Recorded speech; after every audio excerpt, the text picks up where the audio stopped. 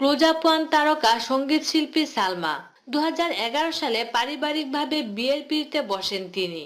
দাম্পত্য কলহের জের ধরে স্বামী দিনাজপুর 6 আসনের সংসদ সদস্য শিবলি সাদিকের সঙ্গে তার সংসার ভেঙেছে বলে জানা গেছে।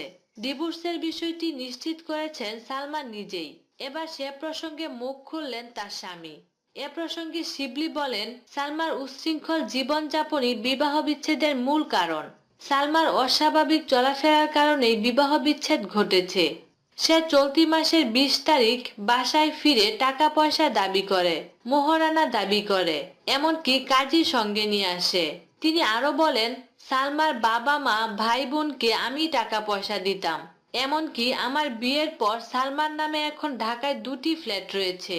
তাদের গ্রামে দোতলা বাড়ি করে দিয়েছি আমি। বিয়ে হওয়ার আগেও সালমা ইনকাম করত, কিন্তু কিছুই তো করতে পারেনি। তবে সালমার বক্তব্য, বিয়ে বিচ্ছেদের সিদ্ধান্ত হঠাৎ নয়। অনেক দিন ধরেই আমাদের মনোমালিন্য চলেছে।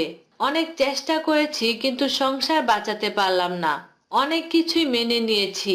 আমার প্রিয় বিষয় গান বাজনাও বন্ধ করে দিয়েছিলাম। তার মতো করে চলতে চেয়েছি।